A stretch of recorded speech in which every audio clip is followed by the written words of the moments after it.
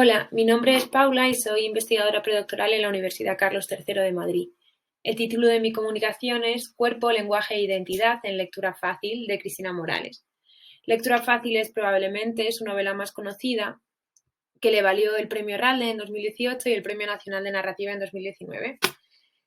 Narra la historia de 4 mujeres con discapacidad que viven en un piso tutelado por la Generalitat en Barcelona. El concepto de discapacidad es el centro de esta comunicación, ya que propongo que en la novela la categoría de discapacidad sirve para diagnosticar a la sociedad contemporánea más en general. En concreto, este concepto aporta luz sobre 2 procesos que quedan más o menos ocultos. Por un lado, pero que son muy importantes en la sociedad contemporánea. Por un lado, el proceso de normalización social y por otro lado, la estrecha relación que existe entre cuerpo, lenguaje e identidad. En la novela el cuerpo se muestra a la vez como punto de partida de toda subjetividad, de toda forma de ser, digamos, y a la vez como límite, por ejemplo en el caso del baile. Además se demuestra la estrecha relación que existe entre cuerpo y lenguaje porque los discursos acerca de cómo debe ser un cuerpo o qué puede ser un cuerpo es lo que delimitan al final lo que consideramos un cuerpo y lo que no, o lo que consideramos un cuerpo válido o lo que no consideramos un cuerpo válido. De este modo, la normalización social está muy ligada a esta interacción entre cuerpo, lenguaje e identidad. De alguna manera, como he explicado, la discapacidad pone en evidencia que existen mecanismos coercitivos que operan en todo tipo de sujetos, pero que están especialmente presentes o son especialmente evidentes en el caso de las personas con discapacidad. De este modo, el modo en el que las instituciones y la sociedad en general trata a las personas con discapacidad pone en evidencia que nuestras vidas privadas y nuestros cuerpos son lugares claves para el ejercicio del poder. De este modo, a las protagonistas Angels, Patri, Marga y Nati se les dice constantemente qué pueden hacer con su tiempo libre, qué no deben hacer con su tiempo libre, cómo pueden vivir, dónde pueden vivir, con quién pueden tener sexo y con quién no, qué pueden comer y qué pueden dejar de comer.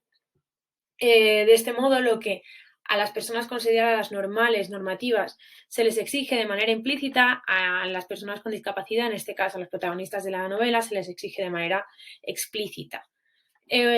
Los ejemplos muy claros son Marga y Ángels, que muestran ambas una actitud muy poco femenina respectivamente al sexo y a la comida. Marga es una persona promiscua, que folla mucho con personas muy distintas y a la que la institución directamente se plantea hacerle una esterilización forzosa para no permitirle que tenga hijos y sobre todo está muy implicada en intentar educarla sexualmente, es decir, hacer que no hacerla menos promiscua. Y Angels, por otro lado, es una mujer gorda que come mucho y come lo que quiere y a la vez la institución se preocupa mucho de lo que come y de limitar que coma tanto porque una mujer no debería ser gorda, una mujer no debería ser promiscua. Estas exigencias respecto a lo que comemos y a lo que follamos y con quién son explícitas porque estas personas son consideradas discapacitadas, pero están implícitas en las vidas de toda ciudadana. Y bueno, de este modo su discapacidad, se insinúa en la novela, puede tener que ver con su negativa a someterse a estas normas sociales, ni siquiera intentarlo y no ver el problema y no ver ni siquiera el problema con no someterse a ellas, sino de alguna manera empoderarse en esa libertad hacia con quién follar, qué comer. Los discursos coercitivos que de alguna manera limitan o controlan nuestros cuerpos y controlan los cuerpos de las protagonistas provienen paradójicamente del sistema asistencial, del sistema que en teoría debería ayudarlas. Un ejemplo de esta doble moral del sistema asistencial es el concepto de integración, que en teoría debería velar por la participación de las personas que están en los márgenes de la sociedad, pero que en realidad al final es un proceso de normalización. Esto en la novela se narra a través de las partes que hablan sobre la danza integrada, que es una disciplina en la que participa Nati, que es una de las protagonistas, y Nati describe esta práctica, la danza integrada, como una manera de normalizar a los sujetos diversos, ¿no? De manera que a un sordo se le puede proponer seguir el ritmo de la música y a un ciego imitar los movimientos de alguien. Esto quiere decir que no es que la danza integrada vele por ampliar el concepto de danza para dar pie a sujetos diversos a participar de la danza, sino que la danza integrada establece un cánono muy rígido de qué constituye bailar y obliga a los sujetos diversos a participar de ese canon, algo que evidentemente no van a poder hacer igual que una persona normal, ¿no? Y de este modo no integra, sino que excluye y simplemente refuerza ese canon de la danza clásica. De hecho, esta es una cita de la novela donde Nati denuncia que incluso danzar de manera, según la definición de danza integrada, parece incluso que hasta vuelve a convenciones más clásicas de la danza respecto a la vanguardia. Volviendo a la perspectiva del trabajo social, al concepto de integración y a cómo los mecanismos existenciales de alguna manera castigan a las personas con discapacidad todavía más, es muy interesante una reseña de la novela que escribe Clara Santamaría Jordana desde la perspectiva del trabajo social, y ella habla de que el trabajo social a lo largo de la historia ha ido respondiendo a los modelos de atención a la discapacidad y a menudo priorizando los intereses de la institución o del orden social imperante antes que la defensa de una práctica transformadora, inclusiva, respetuosa y apropiada a la diversidad e individualidad. De alguna manera, Jordana entiende que lectura fácil denunciaría esta situación, denunciaría la tendencia de los trabajadores sociales a preocuparse más por los intereses del capital y del neoliberalismo que por los intereses de las personas a las que deberían cuidar. Y bueno, Jordana entiende que el problema no es tanto de la legislación, sino que la legislación está bien y muchas veces tiene en cuenta esa diversidad, pero el problema es que las prácticas reales de las trabajadoras sociales no van acorde a esta legislación. Sin embargo, Cristina Morales, la novela en general, ¿no? Parece proponer algo distinto, parece proponer que el problema está en cómo están escritas las leyes. Y ahora intentaré un poco explicar esta idea, porque la novela, desde su contraportada, pero también tal como la define Morales en muchas entrevistas, es una novela antirretórica. Es una novela que va en contra de los usos tramposos del lenguaje que intentan disfrazar la realidad a través de este lenguaje, ¿no? La cita que aparece al principio de esta diapositiva es de María Yattegil, que define por qué Lectura Fácil es una novela antirretórica y qué significa un poco que sea antirretórica, ¿no? La carga connotativa que poseen las palabras es indudable y el aprovechamiento de esas connotaciones permite tanto el enmascaramiento como la distorsión de la realidad mediante el discurso. Teniendo esto en cuenta, podemos afirmar que Lectura Fácil trata de desenmascarar el falsamiento del lenguaje, censurando la hipocresía del eufemismo en favor de la literalidad, esto es, el uso de la retórica para esconder y silenciar. De alguna manera la novela está continuamente sospechando del lenguaje y cómo ese lenguaje puede esconder otras intenciones, ¿no? Lo que se dice, de la manera que se dice y lo que realmente se está diciendo. Nati en la novela es la encargada de que las cosas se llamen por su nombre, de buscar la literalidad y de no dejarse llevar por la retórica, lo que es algo falso que falsea la realidad. De este modo, hay un ejemplo que he puesto aquí más adelante en el que Nati se enfada con un compañero de danza integrada porque corrige a su profesora de danza porque pronuncia mal una palabra. Entonces todo el mundo se pone un poco de parte de él porque él dice que quiere ayudar a la profesora a hablar mejor, pero Nati realmente se enfada porque ve todo lo que esconde, toda la violencia que hay detrás en esa pretensión de hacer hablar mejor a alguien, ¿no? Y dice: creen que necesitas consuelo cuando lo que necesitas es que alguien entre esas cuatro paredes entienda el significado de la palabra corregir, de las expresiones hablar bien, hablar mal, español de los montes, ni puta idea. Pues todas estas palabras tienen un significado real que quedan ocultas por esas buenas intenciones y lo que hay que hacer es ser literales en nuestra manera de hablar, hablar sin tapujos, hablar sin figuras retóricas para no acabar siendo violentos pretendiendo ser otra cosa, ¿no? De este modo, la novela y Nati sobre todo se preocupa mucho sobre el uso que damos del lenguaje. Y a propósito de esto, nos podemos preguntar cuál es el uso que se da a la novela al concepto de discapacidad y qué significa y qué consecuencias tiene que, por ejemplo, a Nati se le considera una persona discapacitada. La consecuencia directa es que, por un lado, a Nati se le normaliza porque es discapacitada, el Estado se ve con potestad para normalizarla, para transformarla de manera directa, y además, como es discapacitada, se le desautoriza, es decir, lo que dice ya no tiene la misma legitimidad. Esto se explica en momentos de novela de manera casi literal, que no es un sujeto de discurso válido, sino que es alguien que no ni siquiera tenemos que entrar en diálogo con ella porque es discapacitada, por tanto no participa de esta construcción común de la realidad. Que sería un proceso reservado a las personas normativas, ¿no? De este modo, el concepto de discapacidad funciona performativamente. Con esto quiere decir que la discapacidad no señala unas características esenciales, unas características que existen ya en los sujetos que se consideran discapacitados, sino que la discapacidad funciona para asignar una serie de características a este grupo de personas que consideramos discapacitados.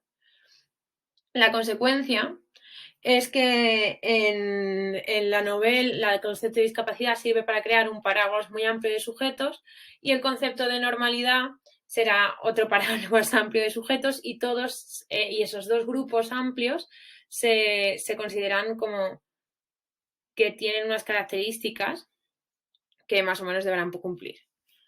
Entonces, de esta manera, la discapacidad, las personas con discapacidad son la otredad máxima respecto a la normalidad. Esto es una cita de Marga, perdón, de Patrick cuando está hablando sobre el proceso de esterilización de Marga con una jueza. Y se queja de que a su prima Marga precisamente le hayan diagnosticado una depresión corriente y moliente que a golpe de tripteridol se cura. Corriente y moliente como la de cualquier no discapacitado en paro, que no puede llegar a fin de mes, o cualquier no discapacitado profesor de secundaria al que se le suban los alumnos a la chepa, o cualquier no discapacitada señora de más de 55 años que se le han independizado los hijos y tiene el síndrome del nido vacío.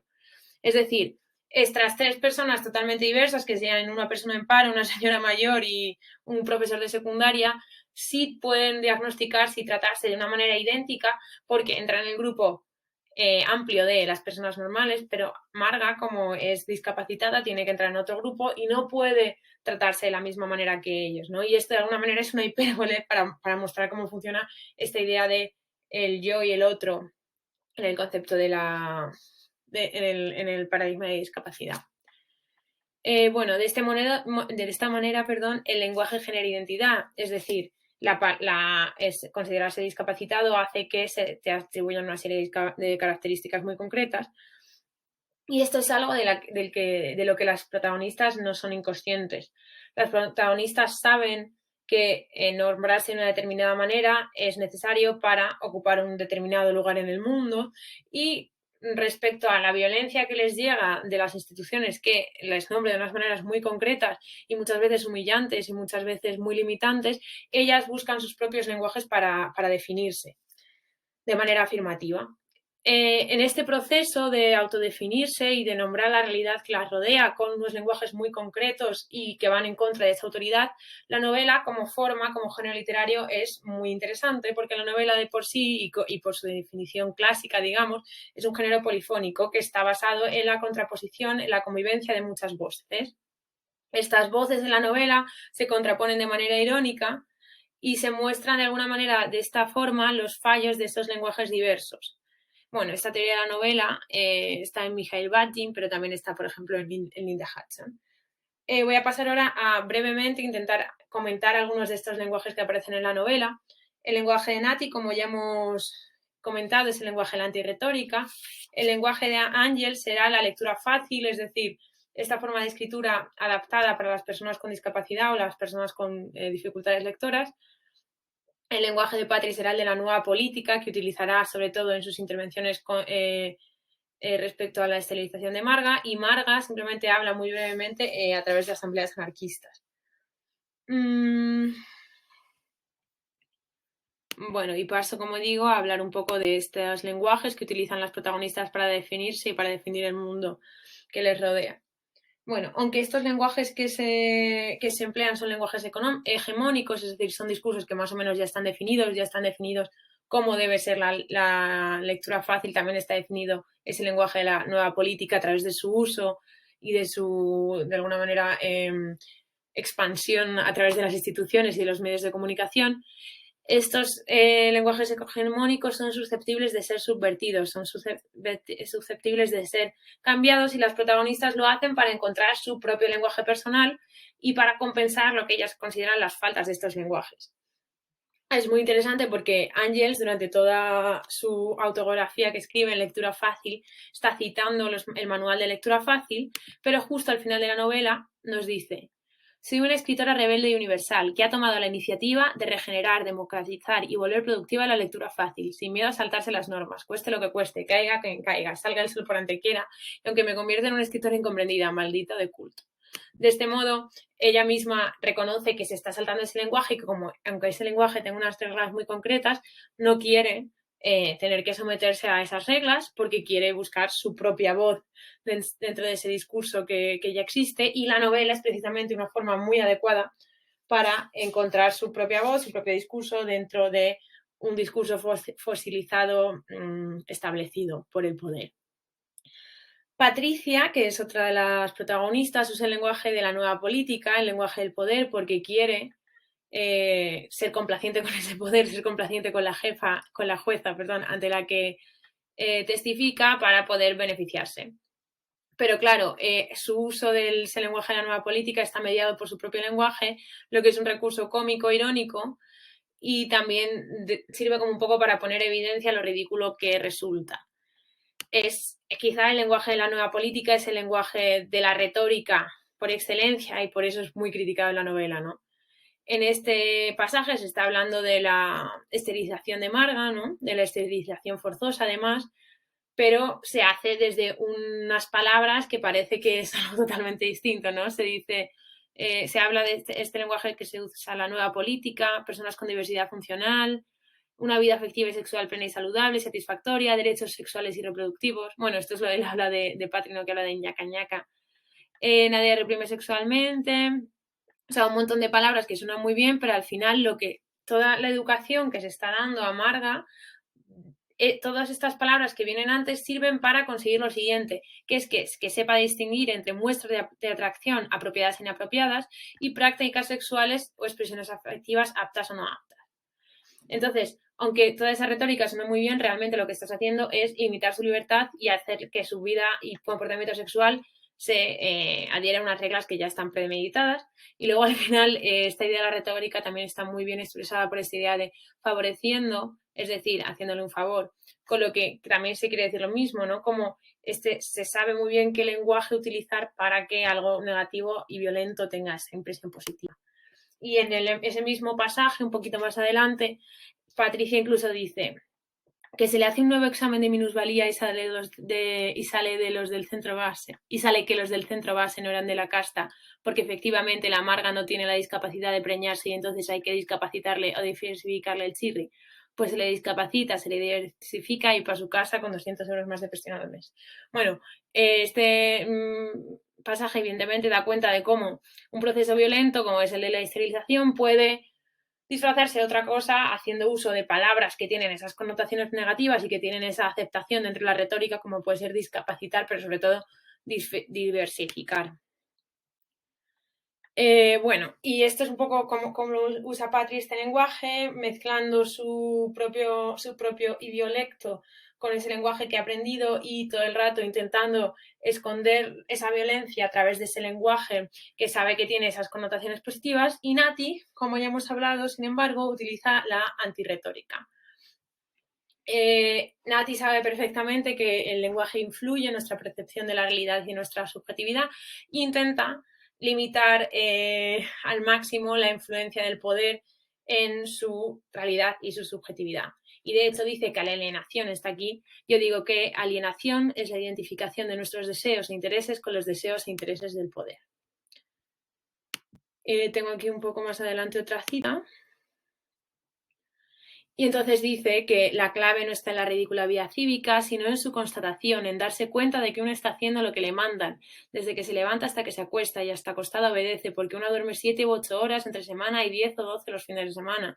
Y duerme del tirón sin permitirse vigilias, y duerme de noche sin permitirse siestas, y no dormir las horas mandadas se considera una tara. Insomnio, narcolexia, vagancia, depresión, estrés. Es decir, da cuenta de hasta qué punto toda nuestra vida está condicionada por el poder y por el discurso y por el lenguaje, y para ella la forma de escapar ese poder, ese discurso, ese lenguaje del poder, ese lenguaje hegemónico, es darse cuenta del cuerpo y hablar desde el cuerpo.